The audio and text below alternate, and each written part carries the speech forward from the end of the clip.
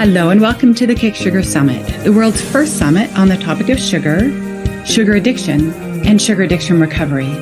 We know that if we're going to reverse our rising rates of chronic disease, we need to reduce or eliminate our consumption of sugar and refined carbohydrates. We are here to help you do that. There are a lot of speakers on our summit and a lot of information. Don't get overwhelmed. Catch who you can and just let the rest go.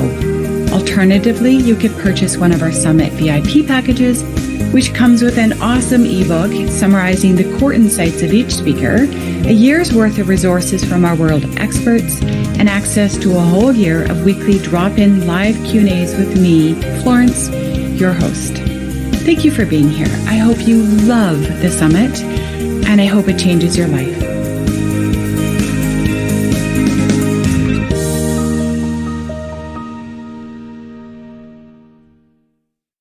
Welcome, everybody, to an interview today with one of our keynote speakers of the Kick Sugar Summit. His name is Rich Holman, and let me read you his bio. Rich lives in Medellin, Colombia, where he's been operating a real estate company since 2007. At the age of 72, he had full-blown metabolic syndrome and was dying. Incredibly, he read a book about the perils of consuming sugar, which we will talk about shortly. And upon finishing the book, he met a holistic doctor who gave him a life-saving 21-day detox program. Now, at the age of almost 80, he is sugar-free, in great health, and off all medications. His first question 7 years ago was, why didn't my doctor tell me to stop eating sugar? Why didn't he tell me? Why didn't my doctor tell me that this was a major part of all of my medical issues? This led to 7 years of research and now the publishing of Killing You Softly, his book that we're going to talk about today, which blows the lid off the lies and cover-ups by Big Pharma, Big Health, and Big Food. He also shares the exact 21-day detox program that saved his life at the back of his book so that you too can experience the miracle of good health and the benefits and the blessings of sugar-free, of being sugar-free. Welcome, Rich. Thank you, Florence. It's really great to be here. I feel very honored to be on the same dais with my heroes, Dr. Lustig and Dr. Richard Johnson and many others. Just an amazing conference. And you should be congratulated every year putting this on. You're doing a great international public service, so thank you so much. But I do have a surprise for you. I've done something that no other author has done. I don't have a copy of my book. I'm in Medellin, and my author copies haven't come yet. So you can hold it up, maybe, because I don't have one. I would love to. And you know what I want to do? This thing is so marked up, and oh my gosh. Yeah. Let me do one thing. I'm going to change the view of my screen to speaker so that when I hold it up, people can see it really clear. Oh, wow. Thank you. Yeah, it's called Killing You Softly, How Sugar is Killing Us. And if there's only one book you buy this year, it's this book. And we're going to deep dive into all of the various different topics that Rich has covered in his book. But when Rich was telling me about all the different topics, his chapters, I said, Rich, are you scared you're going to get attacked? Like, are you afraid for your life? And he said, Florence, I'm an 80-year-old man. I got nothing to lose. I've got nothing to lose. I can say things in my book because this is just a self-published book that I spent 7 years researching. It's a labor of love and it is brilliant. But he said, I can say things in this book that the big guns can't. And he goes, I held nothing back. Everything is true. Everything is true, but I have the luxury of being able to speak the truth at a level that's unprecedented in any book in modern history around the topic of sugar. To me, when I read the book, The Sugar Blues, and Rich read the book, Sugar Crush, there are these books that awaken us. There are these books that put so much facts and information in our brains that there is no going back. That's what this book is going to do for the world. I was saying to Rich that I'm hoping it will be the new generation's Sugar Blues. So he self-published this, and I was just saying to him that I imagine that we're going to get this over to an agent, and they'll probably tighten it even more, or like whatever they'll do, they'll just sort of take it next level, and then we're going to get this into every bookstore in the world, hopefully multiple languages as well. And why is this book so important? I'm going to answer that question by telling you some of the topics, the chapter topics. How Rich has linked this to so many different aspects that other books haven't quite touched in the way that Rich does. For example, he talks about what is the sugar industry, and most of us could probably answer that question, but what he really does well is he talks about anyone who benefits from the selling of sugar as part of the sugar industry. And quite frankly, that ties into his chapter on, what chapter is that? It's chapter 13 and 14, where he says women's love affair with sugar and killing our kids. And he makes it quite clear that mothers have a very, very powerful role in what their children eat, what their husbands and their boyfriends eat, really what we're serving children in daycares and serving seniors in senior homes. We have a very powerful role in our modern day food culture. And right now we're part of the sugar industry. We're enablers. We are the ones that are buying the marketing that says that Cheerios are part of a Heart Smart breakfast. Bullshit. Right? We are the ones that were talked out of breastfeeding children for 2 generations because formula was better. We are the ones that are like the go-betweens between these big industries making profit at the expense of our children and all these other people that we influence. So I'm going to give you hit you more with a few more titles, chapter titles. How the sugar industry distorts the truth. Follow the money. The disturbing trends of sugar consumption. The anti-sugar godfathers. I hope one day for Rich's sake that he's on that godfather spectrum, that before he dies, he knows that he's on that spectrum. The cocaine connection, the incredible lost opportunity to make people be healthy. And he ties it in with COVID. And the whole world came together. And we had such an opportunity. So I definitely want to dig in there a little bit with Rich today. And then he talks about the big 3, that what really does restore our health is simple and makes nobody any money. Eat whole foods. Well, maybe farmers. Eat whole foods, exercise, and get good sleep, right? So, and then he talks a bit about the 21-day detox. So, Rich, why don't we start with your story? Would you like me to share your photos or do you want to share your story and then cue me to your photos? Let's do that. I about 10 years ago, I started getting higher blood pressure, put a little weight on, low energy, aches and pains, and then my feet started getting inflammation. And the doctors do what they do; they give you pills. So they have me on blood pressure meds and diuretics and statins and all the stuff. Yeah. But it was getting bad. And in a minute, you can show the picture of that foot. But I was 72 at the time, and I'm thinking, I'm dying. I sold half my stock back to my private company, and a lot of my friends were gone. I'm saying, this is what happens. And just by pure luck, I read that book you held up, Sugar Crush. And it wasn't a book I meant to order, but the word inflammation caught my attention underneath the cupcake. I never thought sugar was bad, but I thought, I'll buy it. Let me see what they're talking about. Didn't read it right away. And after about 3 or 4 books later, I said, I'm going to read this thing. And about 50 pages into it, I'm starting to think, maybe the sugar's not so good. But, I wasn't totally alarmed, but just thinking about it. But I did something I've never done before. I took the book to my office. I don't know why. Put it in my desk. And that day I'm interviewing Gus, a Colombian kid, his wife. He wanted to bring his wife in an interview. And I've done hundreds of interviews. Never had anybody want to bring their spouse in. But I said, okay, bring her in. I talked to Gus, going to hire him. I turned to his wife. I said, what's your name? She says, Rasa. I said, oh, Rasa, what do you do? I'm a holistic doctor. Now, I never met a holistic doctor in my life. But I held up my book, said, oh, look at this. Maybe I should cut back on the sugar. And she looks at my inflamed face, my gigantic feet, and says, you should do a detox. And I said, okay, send it to me. And basically, it's just no sugar, very low carbs, no booze for 21 days. And I said, I can do this. And I did it. So if you don't mind showing my foot for 2 or 3 years, and then, this is the way I looked every morning I got up, and within 30 minutes, my foot, no, that's the other one. Oh, darn, Yeah, I had them. Here we go. there you go. Okay. So there's my feet. And it's this for years. And I didn't know what it was. It just, but my blood pressure was 160 over 100. I'm just a mess. 7 days after doing my detox, for the first 2 or 3, 4 days, I'm like tired, lethargic. I couldn't even finish my workout at the gym.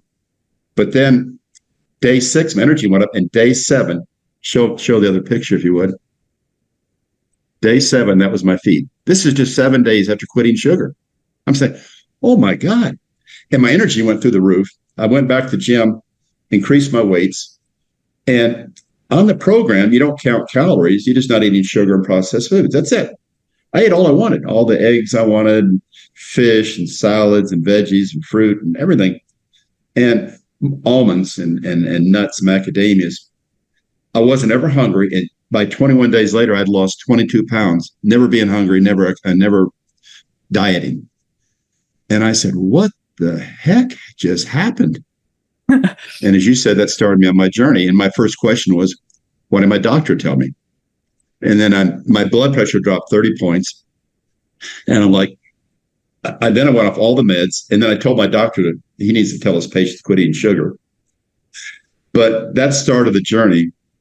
And the more I got into the journey, I discovered a lot of things besides sugar being bad. But the thing I spent a third of my book on is the massive cover-ups by the moneyed interest. This is the biggest cover-up in human history. There's no bigger one. Sugar kills more people than the wars, infectious disease, drugs, drunk drivers, you name it. It's killing more people, destroying more lives, and growing almost exponentially. And yet, not a peep. And I go into the book, I talk, why don't we know about that? I mean, think about this. This headline should be every day in the front page of every newspaper.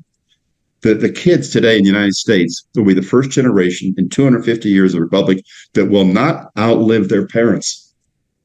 That should be a front page article. Think about that. And, it gets back, as you mentioned, to the kids. But this started me on my journey. And I don't know how many people out there ever saw that movie Network with Faye Dunaway, Bill Holden. And they had this newscast in Howard Beale. And it was, won Academy Awards. And the best scene in the movie was he's getting fed up with all the bad news in the world. And he goes out, walks across the stage in a live broadcast, opens the window, and shouts outside, tells everybody to open their windows up and shout out, I'm mad as hell. I'm not going to take this anymore. That's the way I felt. Those SOBs almost killed me with the crap that they were feeding me. And the solution is really pretty simple. And I get into that in the book. But I think where a lot of the other problems we have is that they like to keep us divided, distract us, and dumb down, and too many choices. There's too much confusion out there. And my chapter on KISS, I keep it simple, stupid. It's just very simple. Just don't eat sugar. That's all you got to do. Don't worry about the other stuff. Start with that. And then from there, after you do that, you can do all other things to optimize your life and your health and live longer. But start with the basics. Do not eat sugar. And so I get into that quite a bit. We're on a real tough mission because the money being made by the money interest, by big pharma, big health, big food, big sugar, it's trillions of dollars. And they're not going to give that up easily. But I have solutions. Yeah, I was going to say that really struck me when you were talking about the sugar industry in your book. And there's this light bulb moment for me when you were talking about the drug cartels. And I was imagining back to some of the movies I've seen where the mafia had friends in the government, and the government was sort of working with the mafia. And I thought, how's that any different from what we're doing right now? Right, that big pharma and big health and big food and all those they're peddling a drug. They are drug cartels. We know it's addictive. We know it's damaging, but there's big money. And governments and the FDA and other organizations that you go in very great detail are all involved. They're all involved in perpetuating this scam. Do you want to go there? Tell us a bit more about what you discovered in your research about just how deeply corrupt that whole sort of unholy alliance is. Yeah. Well, it's always about the money. And I talk about that in the book, Follow the Money. And the money being made is just unbelievable. First of all, on the front end, there's people making money selling processed foods and sugar products. They're making money on the front end. That's big food. Now, but on the back end, the people making the money is big health and big pharma. And this is starting to come out more and more. But one of my favorite sayings about medicine today is that the doctors are trained to treat the symptoms of sugar addiction. They treat the symptoms. They don't treat the cause. Nobody makes any money. The doctor says, go home, eat real food, exercise, and sleep. Nobody makes any money, as you said, except the farmers. So now, why is that? Why are the doctors trained that way? Well, first thing is less than 1% are trained in nutrition. It should be 100% trained in nutrition, but it's less than 1%. And less than 2% of medicine is preventive medicine. It should be 75%. But why? Who influences the curriculums of medical schools? Our friend Big Pharma. They're on the advisory boards. They do the research grants. They're intimately involved with medical school curriculums, and they don't want anything to change. And because the money they're doling out, the med schools and the Congress and everywhere else, nothing is changing. They're making so much money, and it's just so sad. And speaking of Big Pharma, in the world today, there's 203 countries. 203 countries. Only 2 allow direct-to-consumer advertising from Big Pharma to the consumer. That's New Zealand. I have no idea why. And the other's United States. I'm sitting in Medellin. I get access to U.S. television. The other night, I'm watching CNN, and I'm also watching Fox News. And there was 10 ads, and 9 of them were peddling pills. No way. Pharmacy. It's just, and they are the biggest advertiser on the legacy media, on the internet media. They're the biggest everywhere.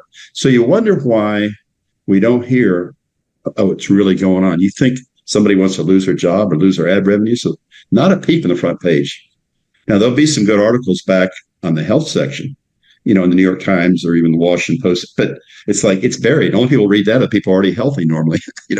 It's such a massive cover up, but they're everywhere.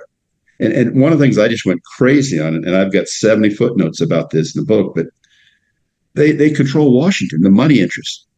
I used to think it was just the Department of Defense, with their war machines, but no.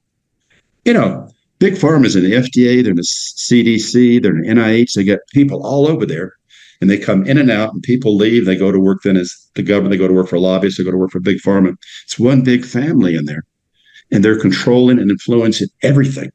And it's like the fox is in the henhouse, and nobody knows, or nobody is aware of it. And it's so sad.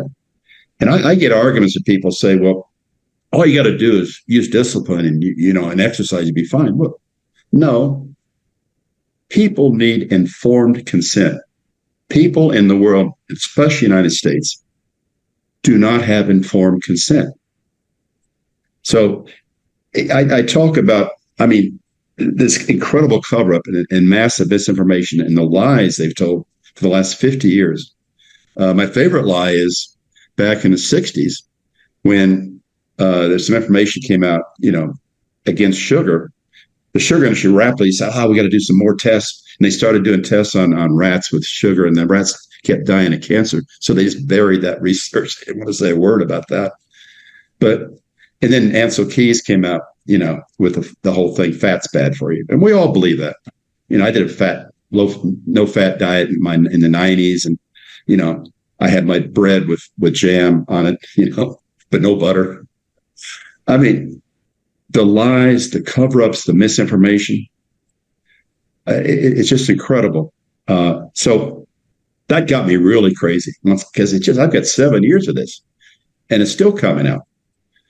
And it's so hard. What chance does the average person have? Because sugar, and this chapter, I'm really proud of it. Nobody's done this chapter, but the cocaine connection.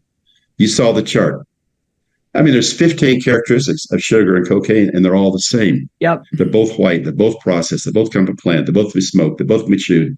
They both are used socially. They're both highly addictive. They're both bad for your health. They both in the original form of Coca-Cola. I mean, on and on and on. Mm-hmm. But cocaine at least has one good thing. You can lose some weight doing cocaine. At least it's got one benefit. But it's just amazing. And you talk about the drug cartels. Pablo Escobar, who was the top 10 richest guy in the world peddling cocaine, if he'd have peddled sugar, he'd probably be the richest guy in the world. The guy was a master marketing and genius in marketing. But on the solutions, though, the solution that I really am trying to get across and push is what I call the tobacco template. Because we do have an example of a success story. And before your time, but when I was a kid growing up, I'm 11 years old. I'm watching black and white TV and Gunsmoke's on. Advertisement comes out, and this doctor comes walking out smoking a cigarette with a smock stethoscope. And the voiceover is, more doctors prefer Camels. They give you more energy, they're better for you, better for your health, yada, yada, yada. And of course, I said, wow. And, all the kids were smoking candy cigarettes, and Joe Camel comes out. And an obvious carcinogen like tobacco smoking, it still took 50 years to get the word out, to get people informed consent. It took getting it off the advertising, labeling, taxing it, taking all the schools, taking all the hospitals, government behind it, doctors behind it, public service announcement. It took 50 years to get tobacco smoking from 42% down to 12, 13%. And, people can still smoke, but they're informed. Sugar, no. There is not informed consent. But we got to use that same template. We got to get everybody together. Unfortunately, the $1 trillion money interests running the big show, big pharma, big food, big health, and the 1,834 lobbyists for big pharma running around Washington, D.C., they're not going to let that happen, nor will they advertise. So it's got to be the people. It's got to be people like you and everybody that's speaking. We all got to, we're in this thing together because the world's health is being destroyed. And the kids today in the United States will not outlive their parents. And we've got to change that. And it can be changed. It changed for me in 21 days. Anybody can do this. So I try to get that point across. And what I challenge everybody to do is, here's the detox. It's in my book. It's just 21 days out of your 30,000 days. That's 0.007 tenths of 1%. It's just 21 days. But I say one thing.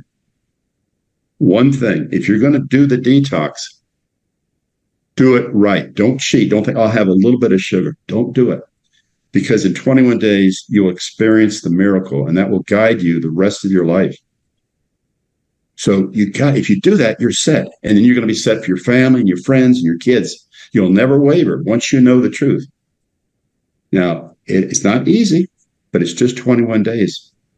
And you can do it. Mm-hmm. Thank you, Rich. And I will say, in defense of those of us that fall on the addiction spectrum, that it might not be enough just to do it for 21 days. That will be enough for you to experience the miracle, for your body to go, oh, I do like this better. I want to be your ally now. I'll remember this experience of feeling better.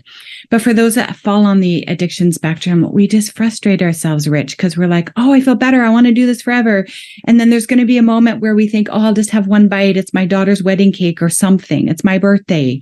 There's nothing else to eat. And then boom, we're hooked again. And then it can be weeks, months, sometimes years before we find our way back into the whole food miracle.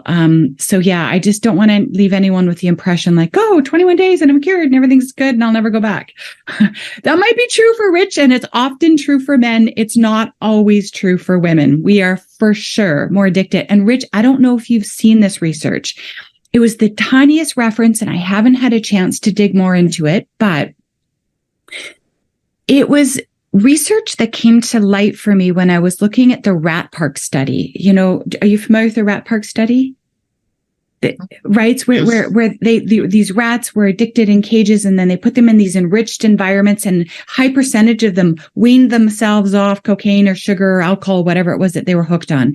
But a certain percentage never did, that they stayed addicted and died of whatever horrific disease they died of. But in that study, there were other studies trying to replicate it. There was an interesting little one line about they realized that they needed to make sure they were doing this research on both female and male rats. All the research was being done on male rats previously.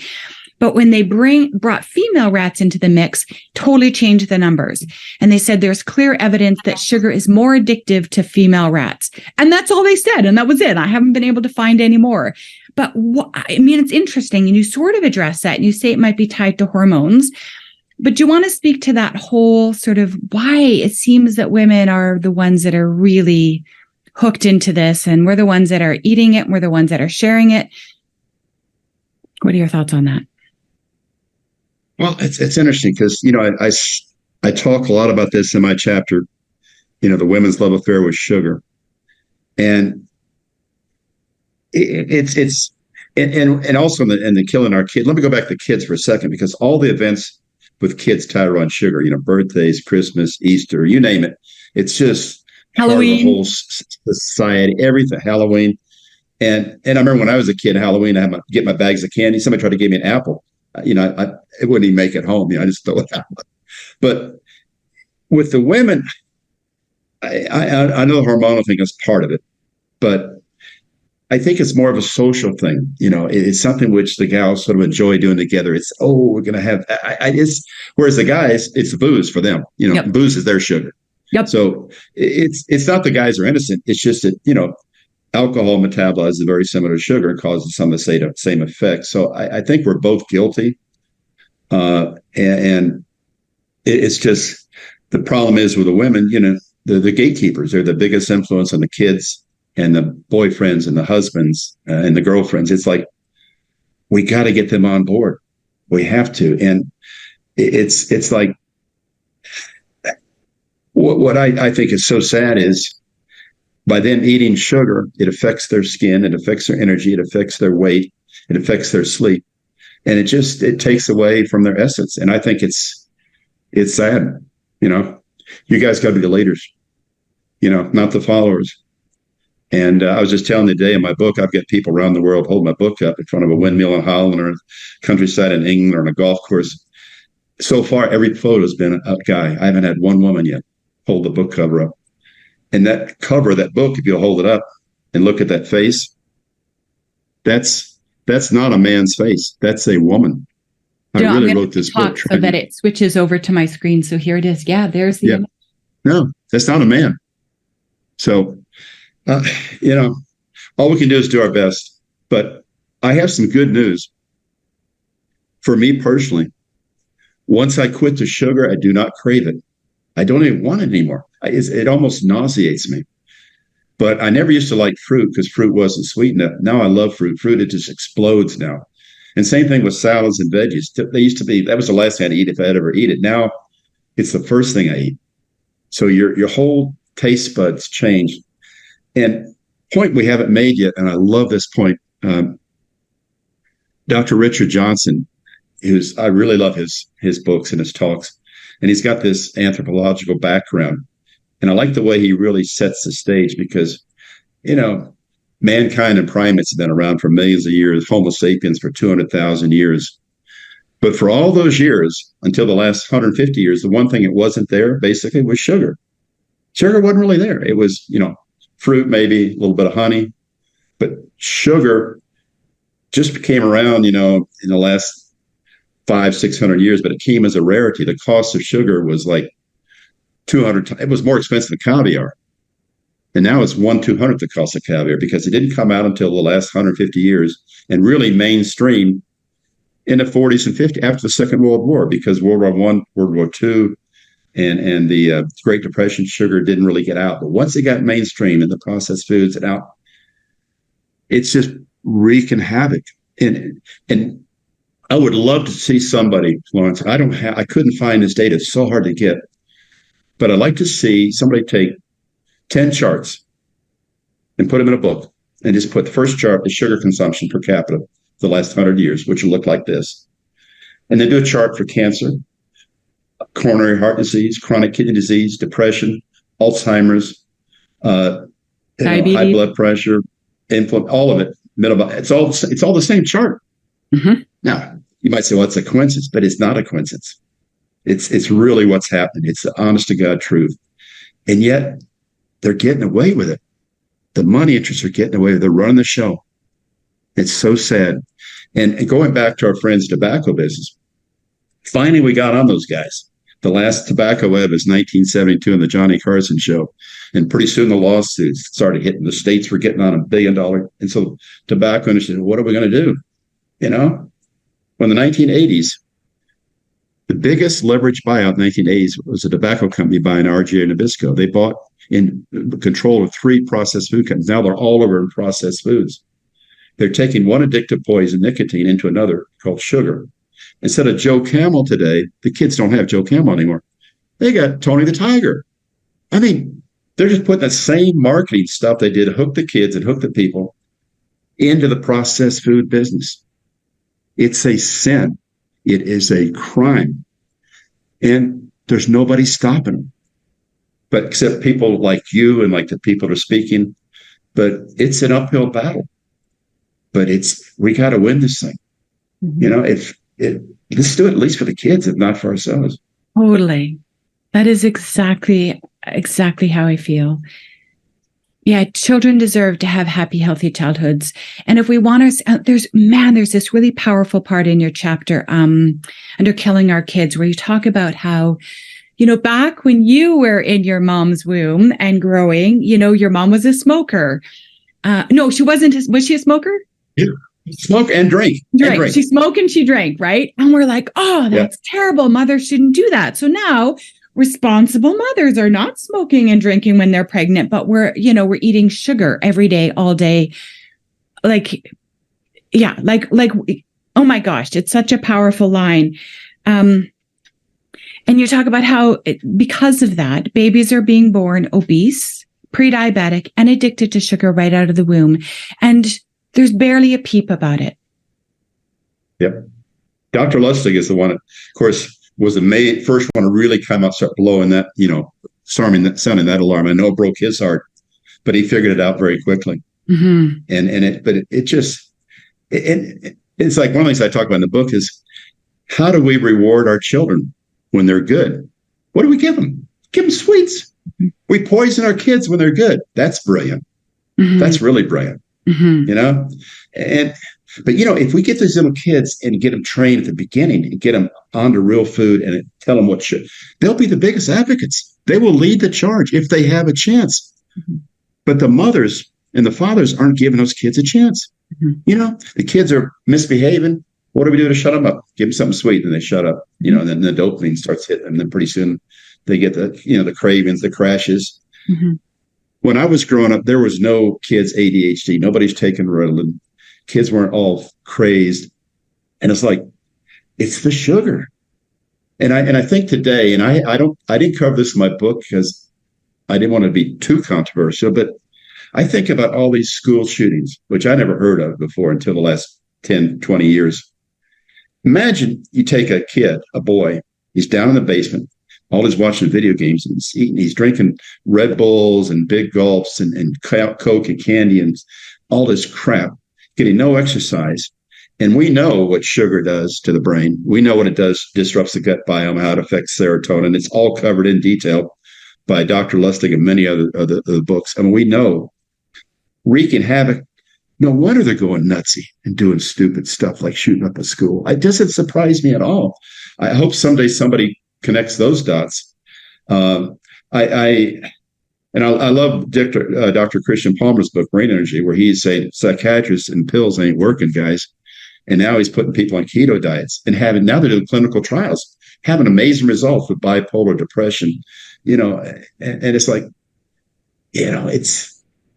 we got to do this thing. We really do. The science is there. The evidence is there.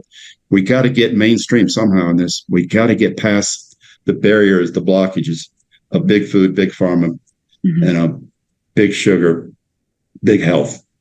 Yes. And I would say, and I have never said this publicly, and I think it's okay that I do. I almost lost my own daughter, Rich, to sugar addiction.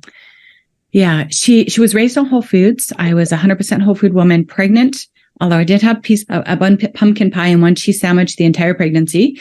But after that, I was hell-bent on raising her sugar-free. I knew too much about it. And so she was, but my family was sneaking sugar on the side. They kept thinking, oh, you're going to make this kid weird about food and you're depriving her and you're too extreme. And I'm like, no, if you knew what I knew, you would not. This to me is you're just offering my daughter a cigarette or something toxic. Anyways, fast forward, she got it though. Like by the time she was in her teens and she was out and about, she would come to me to say, oh mom, like I really like it. Like I can see it's addictive. Like I have a little and I light up and I want more. Fast forward, she's kind of spent most of her childhood years mostly sort of in and out of the junk, was very depressed and anxious in her 20s. And there were stretches where, Rich, I didn't know if she was going to hang in there. I did not know. There was times I'd look at her and I'd think, honey, this is brain chemistry and it's so tied to the junk and the partying and it's the whole picture. And one day she said, either I leave this planet, I can't do this, or I listen to you and I'm ready. So she went on a whole food diet. She dropped it even more. She went keto, and she'll tell her own story one day. She's an up and coming in this space because she is the first to look you dead in the eye and say, everything Rich is saying in this book is been my lived experience. All, not just Rich's books, but all the people who are writing and talking. We can't make this shit up. It's true. This is the facts. These processed, refined foods are truly impacting you from head to toe and very deeply at the brain level. Chris Palmer's book that you just mentioned, Brain Energy, links sugar, refined processed foods to metabolic health tied to mental health. This is real. So, yeah. Well, here's another headline that you don't see in the New York Times or in CNN. The United States spends $4.3 trillion on healthcare. $4.3 trillion. Now, that's a big number. In fact, it's the third biggest GDP in the world behind China and Japan. That's a huge number. So we got the best doctors, the best trained, the best facilities, and we spend more money than the next 10 major countries combined. And what do we get for that, Florence? Because the United States was the first generation sugar addicts. We started the processed food business and all the other stuff. So what are we getting for that 4.3 trillion? We're number 47 in life expectancy and dropping. Number 47. You got poor countries with better outcomes than that. Now, of that 4.3 trillion, Dr. Lustig has pointed, and other doctors, is that, hey, 75% of that's due to chronic disease. 75% in chronic disease is caused by what you eat, by sugar and processed foods. Now, 3.2 trillion makes that number 5, tied with India for 5th place in GDP. Those are horrendous numbers. And what's causing that? It's what we're eating. Now, the United States has 128 million diabetics and pre-diabetics. Almost half the population is diabetic or pre-diabetic. And yet, this isn't headlines. It should be. It's just horrendous. But it's part of this massive cover-up, this control that big money interests have. So it just grieves me to see this. And now it's so obvious to me. And I feel so blessed to be at almost 80 years of age here and all medications, and feeling great. We gotta get this mainstream. We have to do it somehow, some way. And I imagine that right now we're still at the phase where the early adopters, that's you and I, those of us who for some reason we were miserable enough that we were willing to read a book about sugar and have it totally light up, change our lives. And then we can't help it. We can't help but get the calling to pass this along. When you really have this, you will feel called to pass it on. You can't not. So the early adopters, we're all teaming up. We're doing summits. We're writing books. We're supporting each other. Yep. And we're waiting for this to be a big enough group, right? And for all the early adopters that are in the media, that are in hospitals, that are in daycares or in schools, right? All of them are slowly waking up, and we are the leaders. So we're not the innovators. We're the middle group that are reading the Lustigs and going, I get this. I'm going to do my part. And then the early majority start going, oh, there's something here. We should change policies. We should have a day's care policy that all snacks have to be whole foods. And they start to make it mainstream. And then there's a tipping point. But we're still in the early adopter stage here. So we're doing our part. But if you're early majority and you're skeptical and you're like, I don't know, your job is to just do more research, because that's what the early majority. Oh, there's this weird echo. That's what the early majority need. They just need more science, more conviction, personal experience with it. So, yeah. We're starting to get, actually, since I published the book this past month, I'm starting to see more headlines coming out. I wish I'd had them in the book, but Washington Post, who is not my favorite publication, but they came out with a huge article linking, life expectancy to ultra-processed foods and sugar. I mean, God bless them. That was great. Yep. Very detailed. Of course, it's buried down the health section. It didn't make front page. It should. Yes. Wall Street Journal. I love this article. They had the one about how come people in the United States go to Europe and gorge themselves eating and come back to the States and they've lost weight. And they said, oh, Europe gets 12% of the calories from ultra-processed foods. The United States gets 57%. Duh. Should be a front page, again, in the health section of the Wall Street Journal.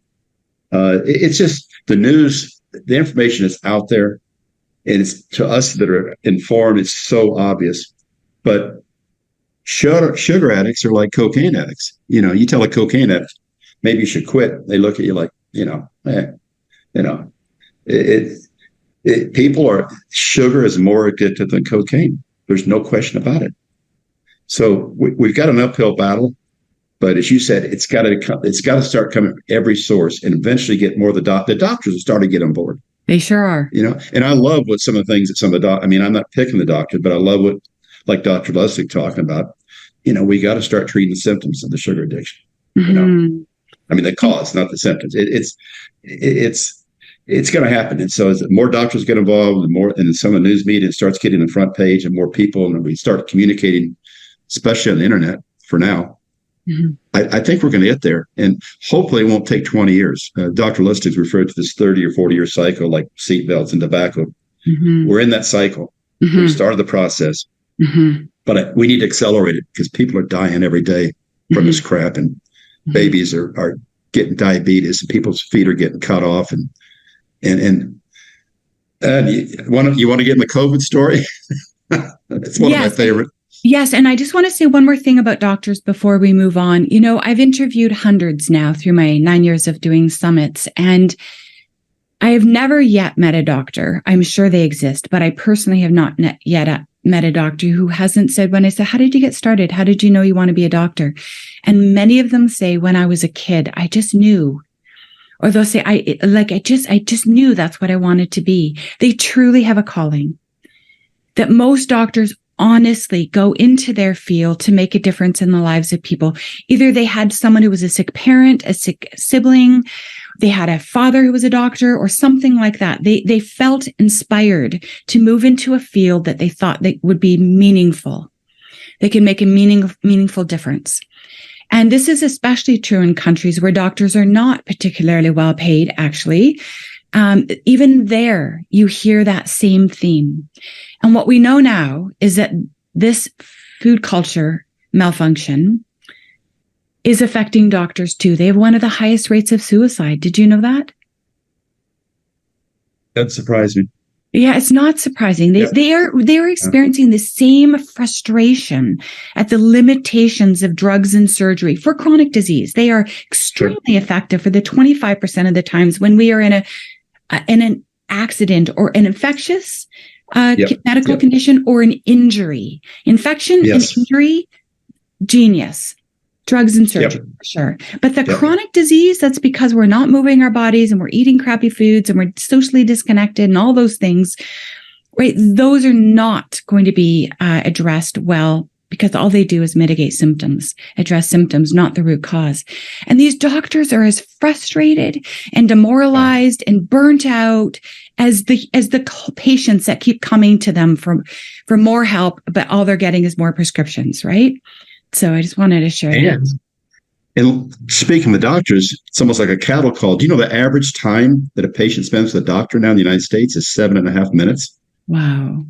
I mean, it's just, That's yeah, it joyless for really the is. doctor. Yeah. Yeah. You didn't get Yeah, into you didn't get into medicine to just do here's a pill next. Like that's you can't go home at the end of the day and feel like, wow, I have a connection to my patients and I'm making a difference. Well, in my towards the end of my book, my chapter called Futuristic Future, I talk about the future. And the future, instead of 1% of doctors being trained in nutrition, it'll be 100%. Instead of 2% preventive medicine, it'll be 75%. I mean, it's going to be a whole different world in the future, and we're going to get there. We're going to get there. But you're right. But, I had to write this chapter on the COVID because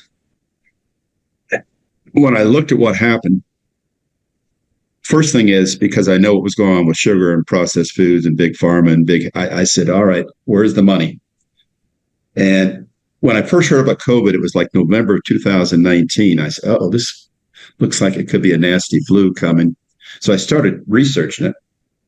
And the best I could tell in the early 2020 was it's an inflammatory virus. In other words, if your body's in an inflamed state, you might have a problem with this virus. Now, I never had a flu shot in my life. And I said, oh, gosh, I wonder. But I said, no, I'm not, I'm working out, I'm exercising, I'm sleeping, I'm not inflamed, my immunity's good. I'm getting sunshine, I'm going to the gym.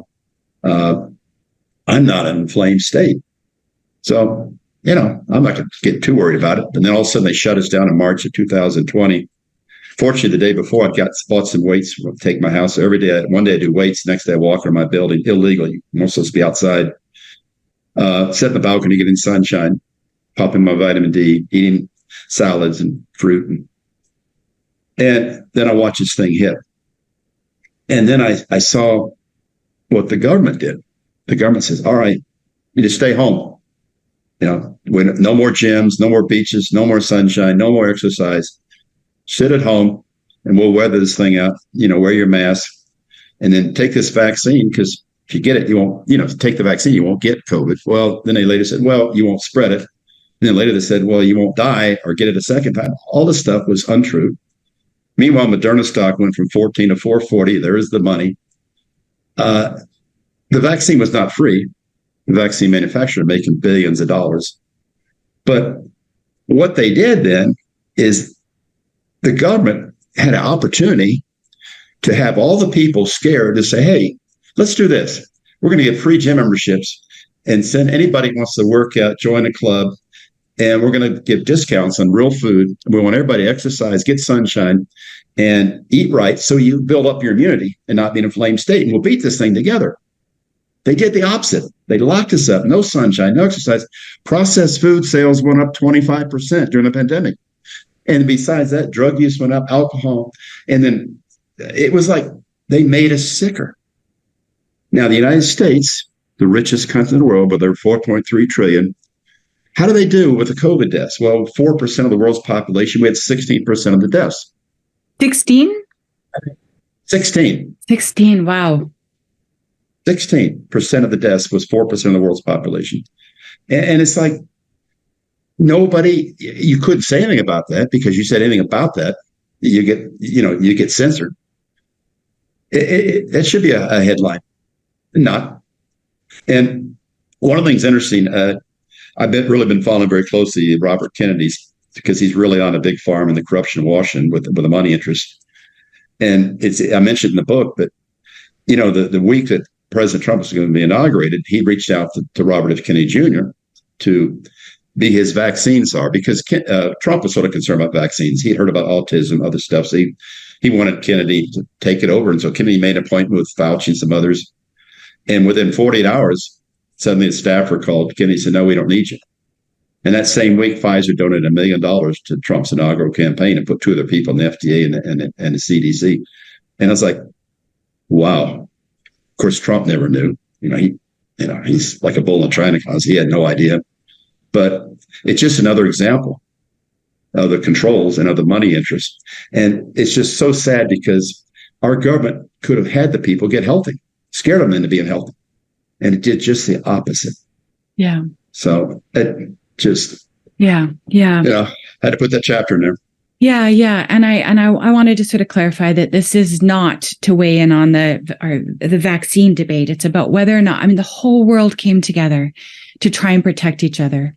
And I don't know that a gym membership would have been a good idea. I think there was some wisdom to just stay home. Let's see if we can just kind of get this to ride by. But in the meantime, go out into parks. If 6 feet distance was sound advice, great. Just separate, go out into parks, get out on your balcony. One of the pieces too around COVID, because we all watched this, right, was whether or not we should be allowing our kids to get it so that they would have natural immunity. And one of the arguments is that no, you don't get natural immunity. The vaccine will give you better immunity.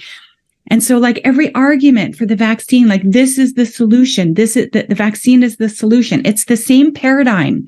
Surgery, pharmaceuticals, those are the solution to health issues.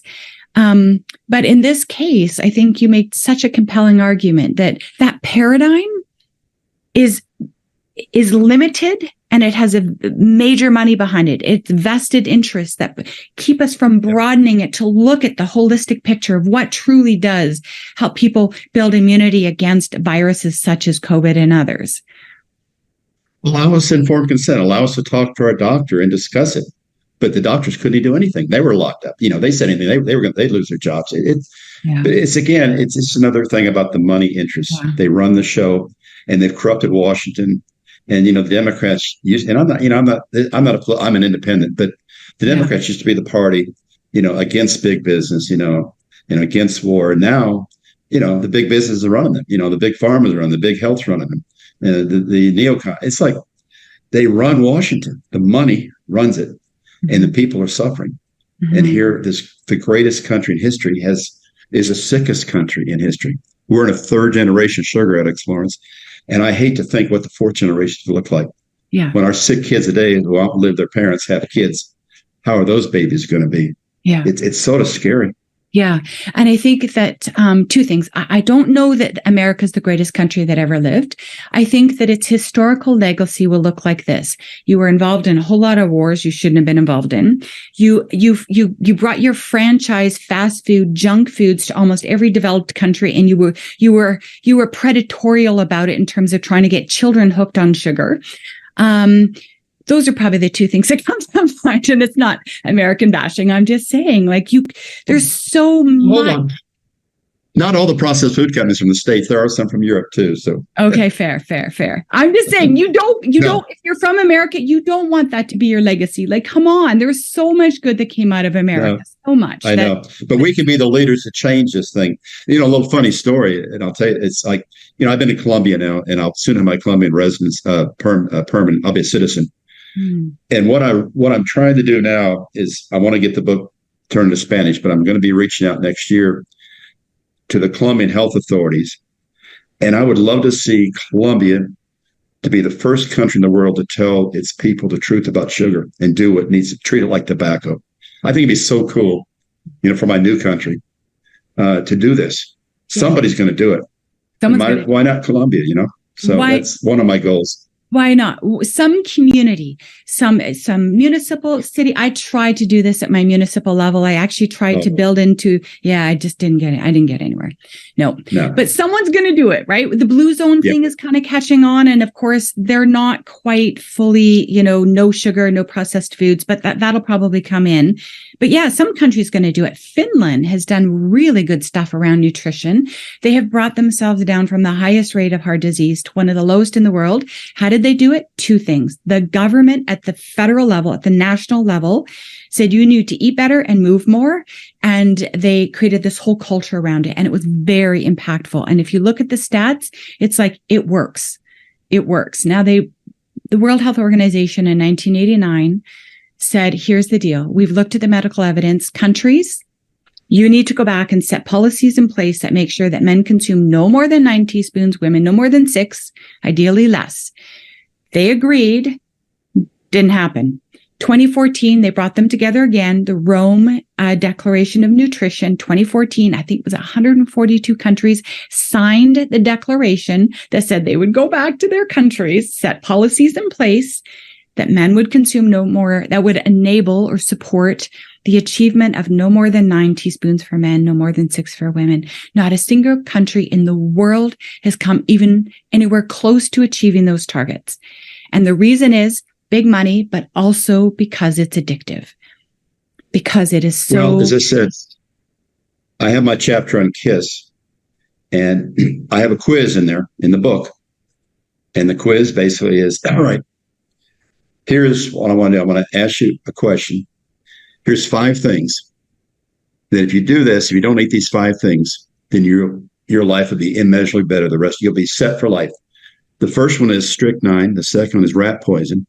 The third one is cockroaches, dead cockroaches. The fourth one is cow feces. And the last one is sugar. So if you quit those 5 things, you'll be so happy and so healthy, and your life will change, and you won't be depressed. Everything's going to be great. But I also say, if you're going to have to eat one of those 5 things, which one can you eat? And it's, of course, the cockroaches, which are protein. I suggest you put them in the microwave first before you eat them. But at least you can eat them. They're not going to hurt you like the sugar will. But the point is, you got to take poison out of your diet. That's what you got to do. Because as Dr. Johnson said, the human body wasn't designed for this. It's been around for millions of years, but it wasn't designed to metabolize sugar. Fructose is a poison. It goes to the liver to be processed. And the body, and it may take us another 1,000 years to evolve that, but right now the body is not designed to eat sugar. It's just that simple. Never has been. And yet the sugar has flooded us the last 100 years, and it's killing us. And it's killing us slowly, sweetly, and softly. Mm-hmm. And I might add, for people who find that idea like depressing and daunting, and they're like, oh God, that's too extreme and that's impossible. I'll leave you with this thought that actually sugar shows up in all plant foods, all of them. Every plant food you eat has glucose in it. But it comes within the context of this brilliant package of fiber and phytonutrients and vitamins and minerals and antioxidants and so much goodness, a little bit of sugar, an ocean of goodness. But what we've done in our modern day sugar is we've taken all the good stuff, the fiber and the phytonutrients, the vitamins, minerals, all of it. And all we've done is concentrate the sugar. So it's not like we're asking you to never again have the pleasure of sugar. You're just going to have the pleasure of sugar in the context of whole foods. And one day you will taste iceberg lettuce and go, dang, that's sweet. Or an almond or Brussels sprouts are stupidly sweet. They will be plenty satisfying. Sugar, with the little tiny bits that shows up in all plant foods, is plenty satisfying once you get yourself unhooked. So don't despair that you're going to go without. You won't. But the sugar Rich and I are talking about is the stuff that's concentrated and processed and no longer is good. It is nothing but poison. 100% right. And you mentioned vegetables, also fruit applies. Yeah. But as Dr. Lustig says, and I love his expression, is, you got to feed the gut, and protect the liver. And processed foods and sugar do neither of that. Neither. And this whole evolving study of the biome is new and fascinating. But all I know is you've got 1 trillion bacteria down there. If you don't feed them, they do a lot of bad stuff. And by not giving them fiber, by giving them processed foods and sugar, you're not feeding them. And once they get like that, that blood-brain barrier and let leaky gut, a lot of things happen with the brain and the depression. The science is there. Mm-hmm. So it's everything I think about now. I says, hey, is it going to help my gut? Is it going to help my, protect my liver? And he's absolutely right. There's just no question about it. Mm-hmm. And that's the way the body works so great. I mean, I had 7 days. My feet went normal. The body is this great, incredible creative, and all we're doing is killing it with the sugar, and the kids. Yes.